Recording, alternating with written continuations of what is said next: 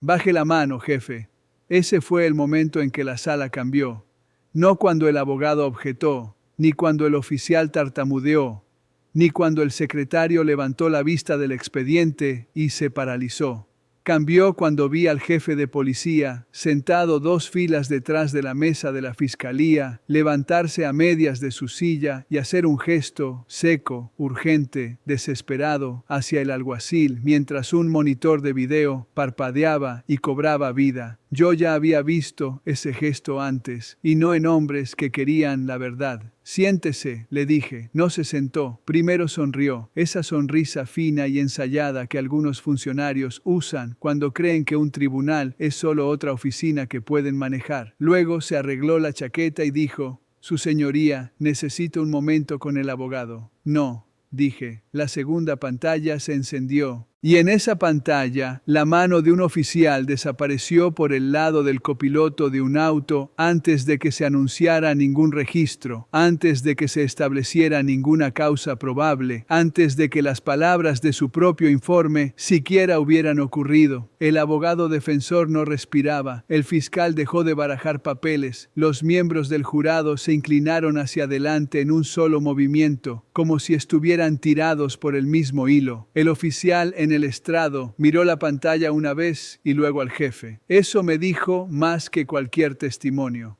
«Usted plantó esa evidencia», dije. Nadie se movió. El jefe finalmente encontró su voz. «Esas imágenes están incompletas. Les falta contexto». «Entonces debió haber traído el contexto», le dije. «Lo que sucedió después no empezó ahí». Pero ese fue el punto donde la mentira dejó de caminar y empezó a correr. Y cuando una mentira empieza a correr en mi sala, no le pregunto hacia dónde va. Cierro la puerta. El caso, en el papel, había llegado pareciendo común y corriente. Posesión con intención de distribución, parada de tráfico de rutina, narcóticos recuperados del piso del lado del copiloto, arresto ejecutado sin incidentes, cadena de custodia firmada, informe de laboratorio adjunto, impecable, limpio, predecible, demasiado impecable. Eso lo aprendes después de suficientes años en el estrado. La vida real rara vez llega en líneas rectas. Los informes sí, especialmente los deshonestos.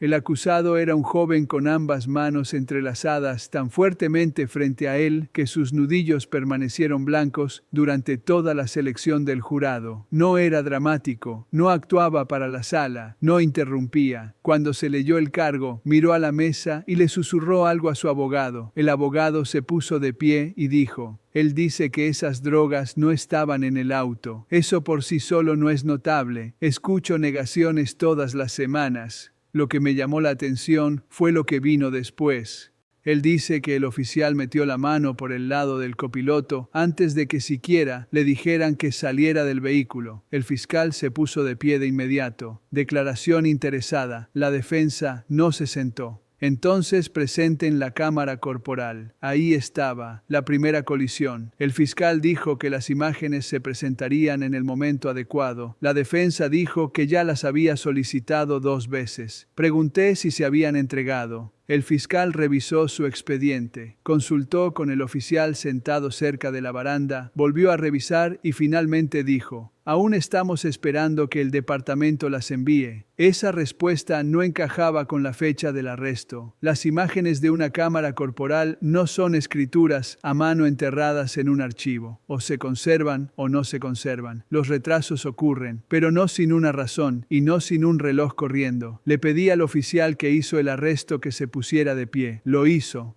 Lo suficientemente joven como para confundir confianza con profesionalismo. Uniforme impecable, postura ensayada. Oficial, ¿estaba activada la cámara corporal durante la parada? Sí, su señoría. ¿Y la cámara del tablero? Sí, su señoría. Entonces, ¿por qué este tribunal sigue esperando que el departamento las envíe? Él miró, pero no al fiscal, a la segunda fila, al jefe. Duró medio segundo. Eso fue suficiente. Yo no manejo el procesamiento de evidencia, dijo, una respuesta cuidadosa, demasiado cuidadosa. El jefe aún no había sido llamado, aún no se había insertado en el caso, pero ya estaba ahí, observando como un hombre que vigila una puerta que nadie más sabía que existía. Ordené que se presentaran las imágenes para la mañana siguiente. El fiscal objetó el retraso. Lo denegué. La defensa solicitó sanciones si el video no aparecía. Dije, tráiganme el video primero. Luego decidiré qué más necesita traer este tribunal. Esa noche volví a leer el informe del arresto.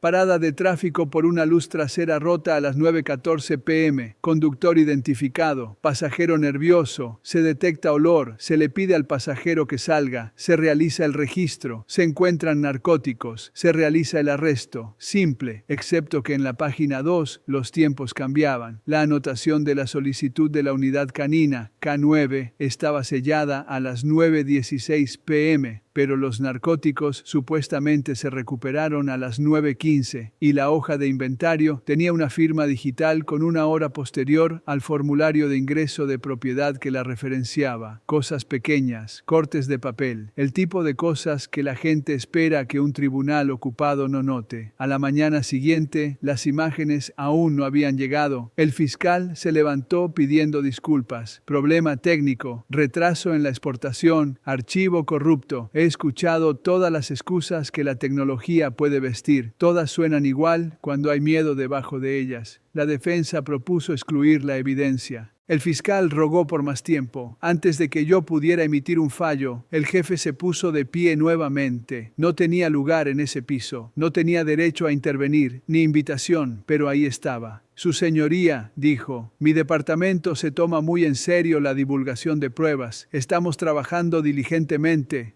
Lo interrumpí. Entonces trabajen más rápido. Algunas personas en la galería se movieron. Habían esperado deferencia. Estaban observando para ver si el rango podía presionar al estrado. No puede. No en mi sala. El jefe suavizó su tono.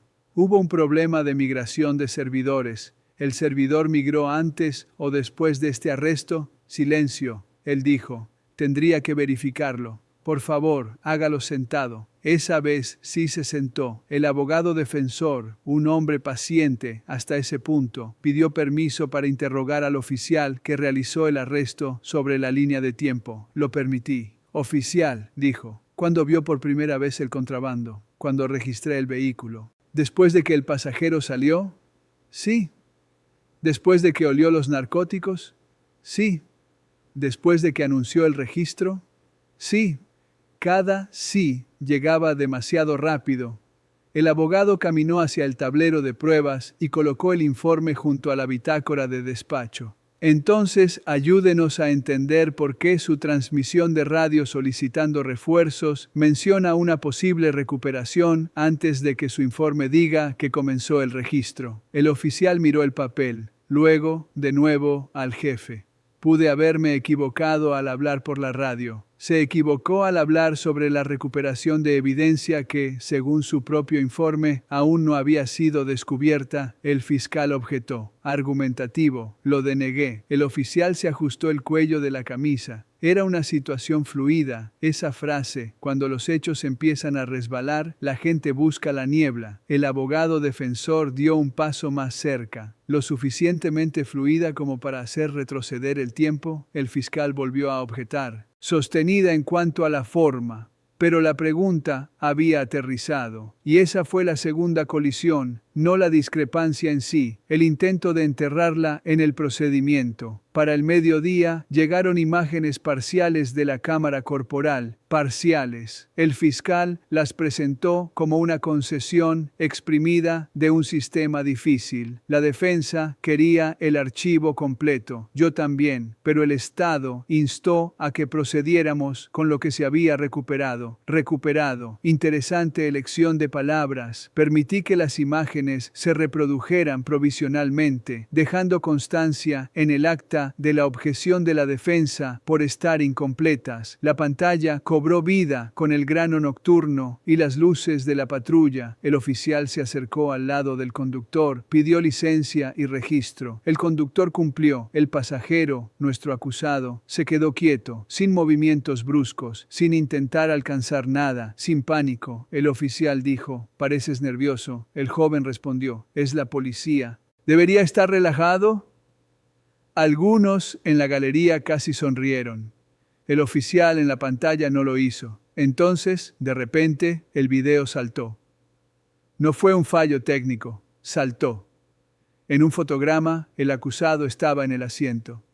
Al siguiente, estaba fuera del auto con las manos en el techo. Ninguna orden de salir, ninguna explicación, ningún anuncio de registro, ningún acercamiento a la puerta del pasajero. Las imágenes simplemente pasaron por alto el mismo terreno que estaba en disputa. La defensa estaba de pie antes de que el sonido siquiera se pusiera al día. Su señoría, ese corte de edición es el caso. El fiscal dijo que era un problema de almacenamiento en buffer. La defensa dijo: en una evidencia exportada, el fiscal dijo que las cámaras corporales ocasionalmente se saltan fragmentos. La defensa dijo: saltándose convenientemente el único evento en disputa. El oficial en el estrado mantuvo su rostro inmóvil. El jefe no. Se inclinó hacia el fiscal y le susurró. El fiscal le susurró de vuelta. Luego, un técnico del tribunal, sin que nadie se lo pidiera, comenzó a moverse hacia el monitor como si la máquina misma se hubiera convertido en el problema. «Aléjese de esa pantalla», dije. Se detuvo. La sala mantuvo ese silencio que la gente confunde con calma. No era calma, era presión. Le pregunté al fiscal si habían traído el archivo original. No, si existían registros de verificación hash. No los tenía con él. Si el departamento mantenía registros de auditoría para imágenes editadas o exportadas. Dijo que tendría que preguntar. Miré al jefe. Él miró hacia otro lado, esquivando mi mirada. Fue entonces cuando entendí que ya no estaba presidiendo un caso de posesión. Estaba parado en la puerta de algo organizado. Si alguna vez has visto a un testigo mentir, sabes que las palabras rara vez son la parte más ruidosa. Es la coreografía alrededor de la mentira. ¿Quién se mueve? ¿Quién interrumpe? ¿Quién busca un archivo que nadie pidió? ¿Quién recuerda de repente el procedimiento cuando los hechos salen mal? Decreté un receso de 20 minutos y ordené que se trajera a la corte todas las grabaciones asociadas con la parada. Cámaras corporales, cámaras de tablero, unidades de respaldo, cámaras de la sala de ingreso, si existían, todo. Cuando regresamos, el fiscal tenía un archivo adicional y una nueva postura. Menos certeza, más precaución. Dijo que el departamento había localizado un ángulo secundario de una unidad de respuesta. Localizado, no divulgado, localizado. La defensa exigió saber por qué no se había entregado antes. El fiscal dijo que acababa de recibir notificación de su existencia. Pregunté de quién. Respondió sin querer. Del jefe. Ahí estaba. La sala se volvió hacia él. Esta vez se quedó sentado, pero solo porque ponerse de pie habría parecido pánico. La defensa pidió que el jurado se retirara mientras se abordaban la admisibilidad y las violaciones al descubrimiento de pruebas. Lo concedí.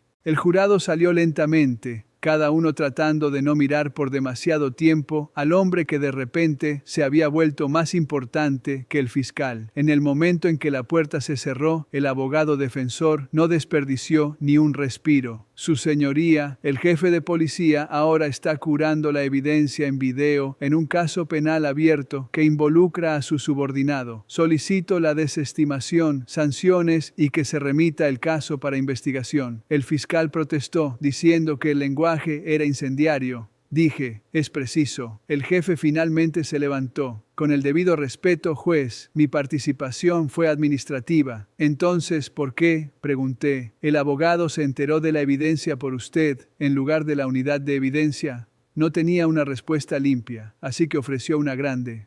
Nuestro departamento está bajo presión, escasez de personal, limitaciones técnicas. Intervine para asegurarme de que el tribunal obtuviera lo que necesitaba. Así es como habla el poder cuando lo atrapan tocando algo que no debería. Se llama a sí mismo útil. La defensa pidió que el segundo video se reprodujera de inmediato. El jefe objetó. No tenía derecho ni autoridad para objetar, pero objetó de todos modos. Eso me dijo que sabía lo que había en él. Lo denegué antes de que el fiscal abriera la boca. El segundo ángulo apareció desde la cámara montada en el capó de una unidad de respaldo que había llegado tarde, o eso decía la marca de tiempo. La vista era más estrecha, posicionada detrás y a la derecha del vehículo detenido. No era perfecta, pero a veces la verdad no necesita perfección, solo necesita una línea limpia a través de una falsedad. Vimos las luces de la patrulla sangrar a través de la ventana trasera. Vimos al oficial acercarse. Lo vimos hablar con el conductor. Lo vimos regresar hacia su patrulla. Y luego lo vimos hacer algo que su informe nunca mencionó. Caminó hacia el lado del copiloto, se agachó fuera de la línea directa de la cámara de respaldo y se quedó ahí. 3 segundos, 4, 5. Cuando se enderezó de nuevo, su mano derecha estaba vacía, pero su mano izquierda ajustó su cinturón de servicio en un movimiento extraño y ensayado, como un hombre cerrando un bolsillo que acababa de abrir. El fiscal dijo, demasiado rápido. Eso no prueba nada. La defensa respondió, reprodúzcalo más lento. Lo hicimos, fotograma por fotograma. Su mano bajó, su hombro se giró hacia adentro, la parte superior de su brazo se flexionó, y luego, por menos de un segundo, la luz del techo lo captó, algo pequeño y pálido moviéndose desde su palma hacia la oscuridad debajo del asiento. El fiscal dijo que la imagen no era concluyente. La defensa dijo, entonces, comparémosla con la foto de la recuperación. El jefe dijo, esto se está convirtiendo en especulación. Lo miré.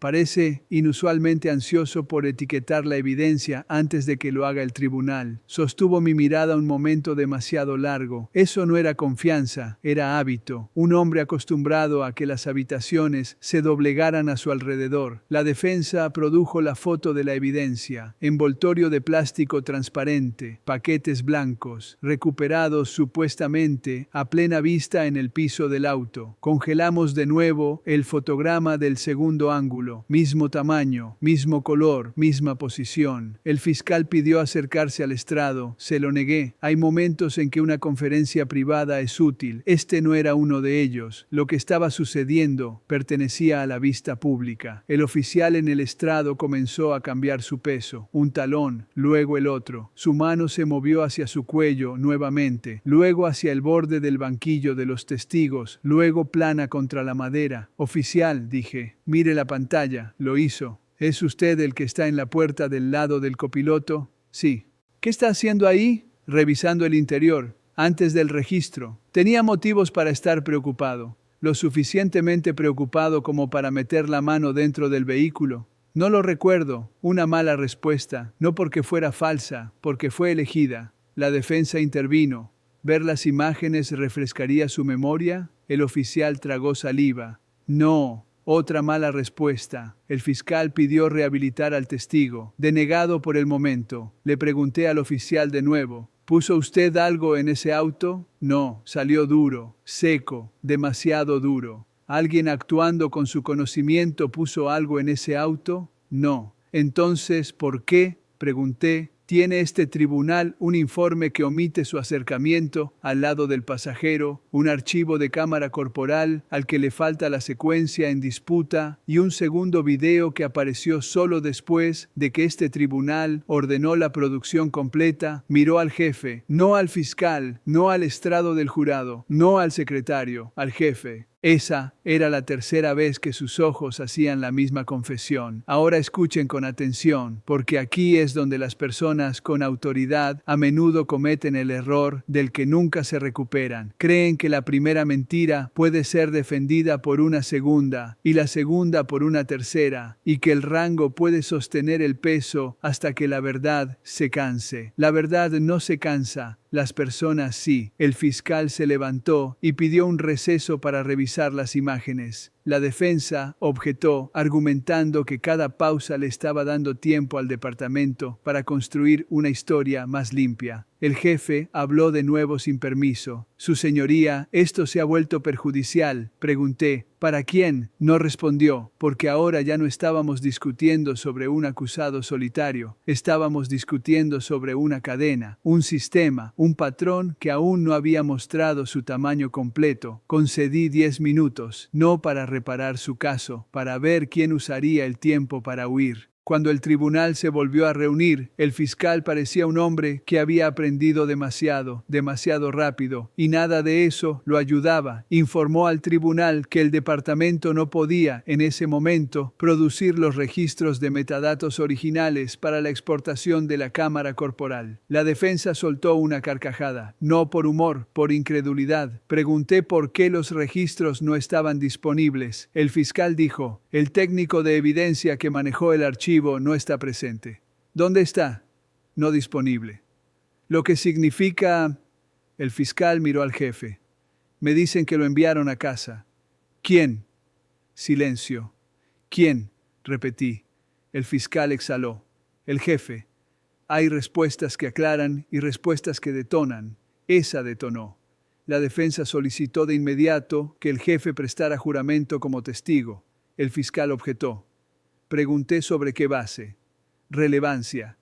Dejé que eso se asentara en la sala por un momento. Luego dije, denegada. El jefe caminó hacia el estrado con la compostura de un hombre que había pasado años entrando a las habitaciones como la autoridad final. Pero un banquillo de testigos no es un podio, es un embudo. Prestó juramento. La defensa empezó de manera sencilla. ¿Le ordenó usted al técnico de evidencia que abandonara el edificio hoy? Lo relevé de su deber. ¿Antes o después de que se divulgara el segundo video? Después. ¿Revisó usted personalmente alguna grabación de este caso? Sí. En el curso de la supervisión administrativa, instruyó a alguien para que editara, cortara, exportara, reexportara o retrasara alguna grabación. No. La palabra aterrizó demasiado rápido. ¿Instruyó al fiscal sobre lo que se había o no se había recuperado? No.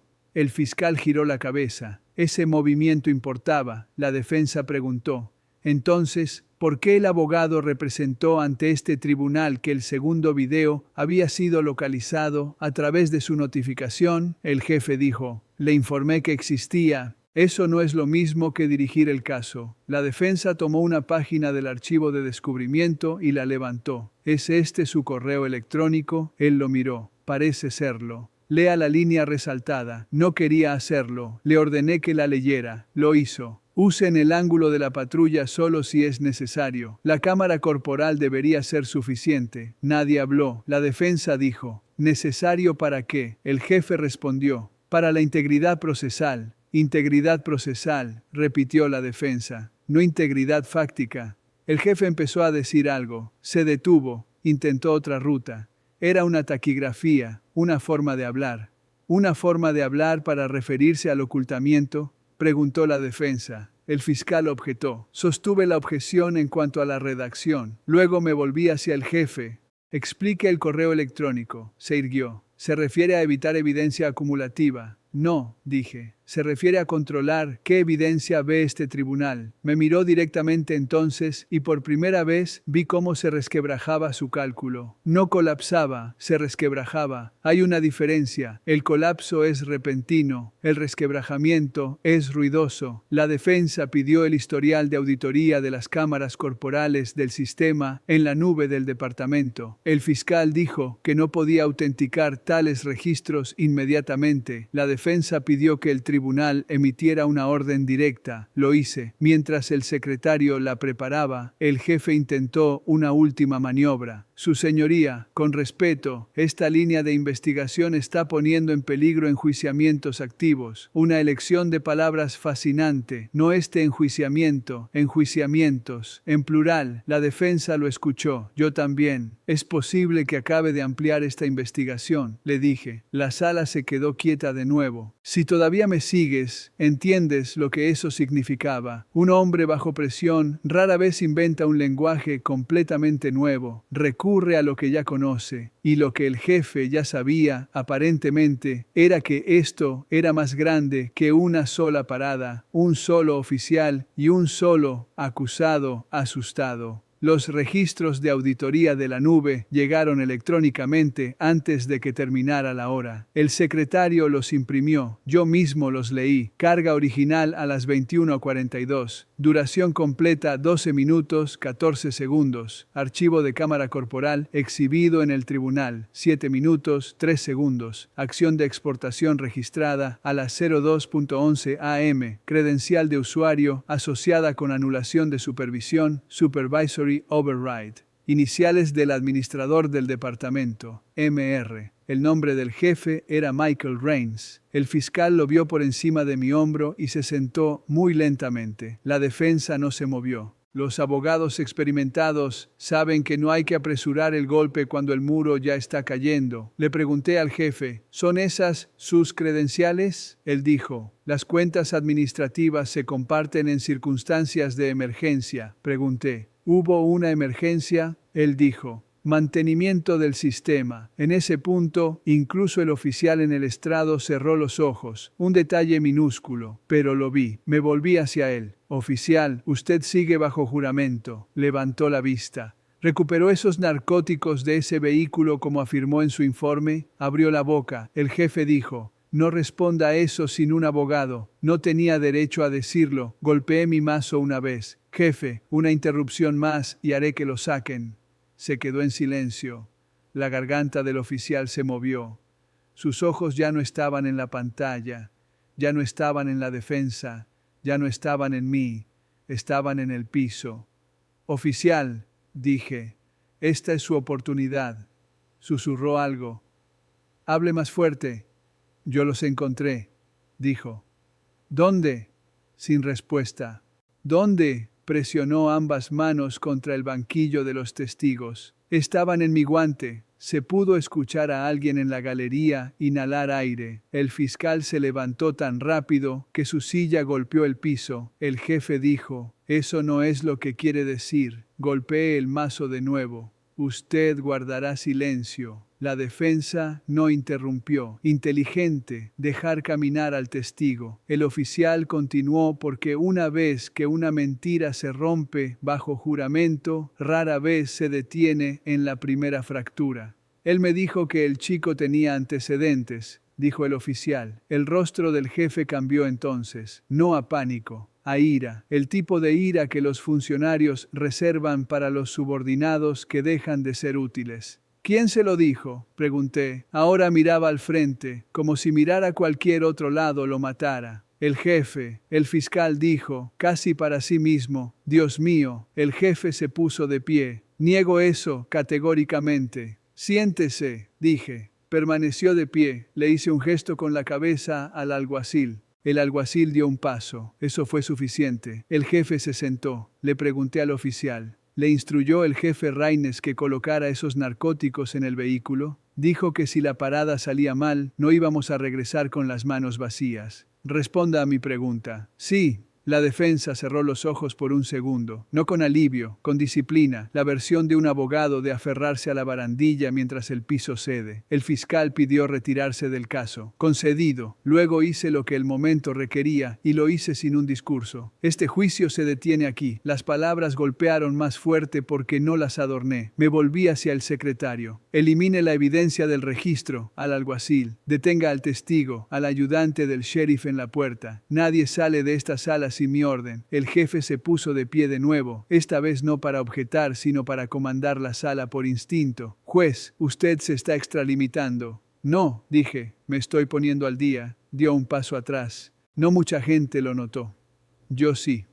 Ordené que el jurado regresara solo el tiempo suficiente para informarles que los procedimientos quedaban terminados debido a que la evidencia estaba comprometida y a hallazgos judiciales que requerían una remisión inmediata para investigación. No recibieron la explicación completa en ese momento. No lo necesitaban. Sus rostros me dijeron lo suficiente. Sabían que habían pasado días siendo conducidos hacia un veredicto construido sobre podredumbre. El acusado estaba petrificado. Su abogado le puso una mano en la manga y le dijo: no digas nada. Buen consejo. La libertad tiene un sonido cuando llega inesperadamente. A menudo, primero es el silencio. El jefe solicitó un aplazamiento para conseguir un abogado. Le dije que era bienvenido a conseguir un abogado, pero no era bienvenido a obstruir un segundo más el tiempo de ese tribunal. La defensa solicitó la desestimación con perjuicio. Concedí la desestimación de los cargos penales pendientes con base en evidencia comprometida, mala conducta en el descubrimiento de pruebas y violaciones manifiestas al debido proceso. El joven en la mesa de la defensa bajó la cabeza entre sus manos. No le pregunté cómo se sentía. No necesitaba hacerlo. Sus hombros respondieron por él. Luego viene la parte que mucha gente malinterpreta sobre la justicia. Piensan que el clímax es la acusación. No lo es. La acusación es ruido. La verdadera prueba es lo que sobrevive después de que la sala se vacía y comienza el papeleo. Remití al oficial para revisión de custodia inmediata, investigación por perjurio, manipulación de evidencia y violaciones de derechos civiles. Remití al jefe Raines por obstrucción, interferencia en el descubrimiento de pruebas, mala conducta de supervisión y posible conspiración. Ordené la preservación de cada registro digital conectado a las paradas por narcóticos de su departamento durante los 5 años anteriores. El abogado del jefe llegó demasiado tarde para detener nada de eso. Ese día terminó, el caso no, porque una vez que vi los registros de auditoría y escuché la confesión del oficial, supe una cosa con certeza: esquemas como ese casi nunca se inventan para un solo acusado. La corrupción es perezosa, se repite. Los investigadores se movieron rápidamente tras la remisión del tribunal. Sacaron registros de propiedad, informes de paradas de tráfico, historiales de exportación, expedientes disciplinarios. Y lo que encontraron fue más feo que el caso original, porque era familiar. El mismo oficial en múltiples arrestos con frases idénticas en los informes, las mismas ventanas de metraje perdidas, las mismas credenciales de anulación de supervisión, los mismos repentinos problemas técnicos cada vez que un abogado defensor presionaba demasiado. 3 casos reabiertos para el final de la primera semana, luego 7, luego más. Un defensor público descubrió que 2 de sus clientes habían sido condenados en paradas que involucraban al mismo técnico de evidencia que el jefe había enviado a casa antes de que se pudieran examinar los registros. Otro localizó una queja desestimada contra el mismo oficial que se había desvanecido en la revisión interna. Un tercero encontró envíos al laboratorio cuyas marcas de tiempo no coincidían con los informes de incautación.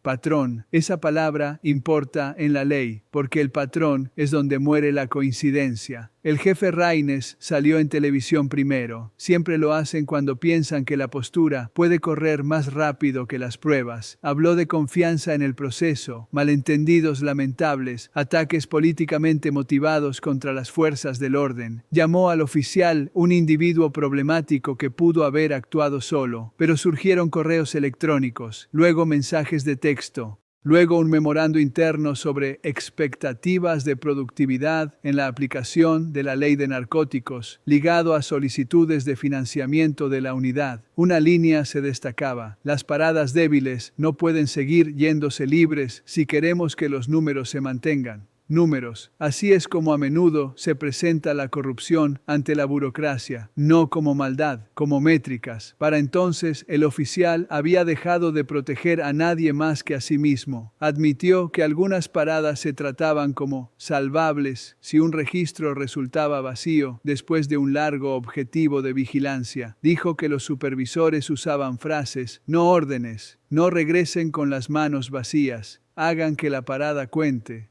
Si está sucio, pruébenlo. Un lenguaje diseñado para no dejar huellas dactilares en ninguna parte y presión en todas. Y si quieres saber si los hombres poderosos alguna vez piensan que la máquina se volverá en su contra, mira cómo se comportan cuando la primera citación llega a su escritorio. Actúan ofendidos antes de actuar asustados. Raynes peleó cada solicitud de registros, impugnó cada orden de registro, reclamó privilegio sobre comunicaciones ordinarias del departamento, intentó retrasar las entrevistas, intentó mover las audiencias, intentó reformular la mala conducta penal como descuido administrativo, pero los registros ya se movían más rápido que él. Una revisión forense confirmó que el archivo de la cámara corporal, en nuestro caso, había sido exportado manualmente a un clip más corto antes de su divulgación. Los 5 minutos faltantes incluían el acercamiento no documentado del oficial al lado del copiloto y la secuencia crucial que precedía al descubrimiento, supuestamente a plena vista. Los rastros de auditoría vincularon el acceso de supervisión a la exportación.